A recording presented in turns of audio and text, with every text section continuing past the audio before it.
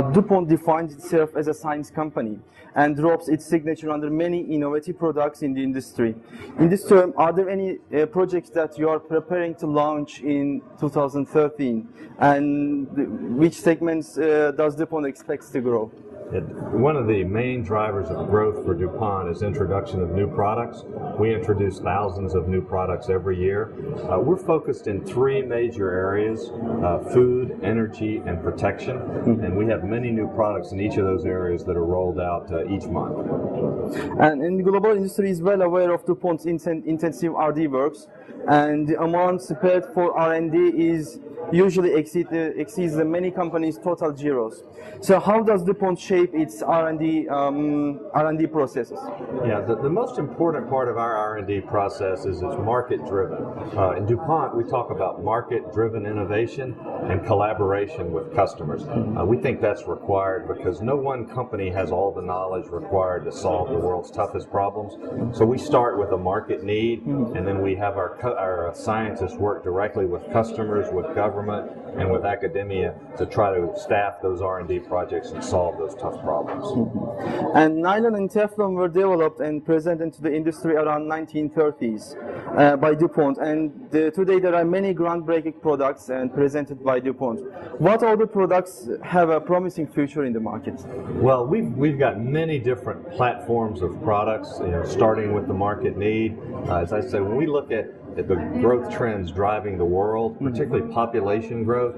The world today is about 7 billion people, but it's predicted by 2050 the world will be over 9 billion people. And that creates many needs for protection, for energy usage, and for food. And so a large part of our R&D, over 80%, is targeted at those three areas to develop new products that can solve those world's tough problems around food, energy, and protection. And what is the share of textile and technical textile applications in your product portfolio? When we look at the personal protection technologies, you have important fabrics and garments and fibers brands such as Tychem, Tyvek, Nomex, and Kevlar. And could you tell us about these products' uniqueness?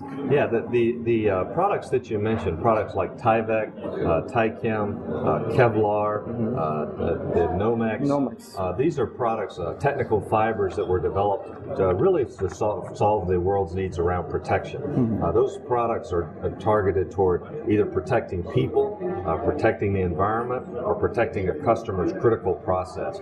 So over the years, we've developed many new applications for the existing fibers, as well as been able to improve those fibers and fabrics, which we're continuing to do every day.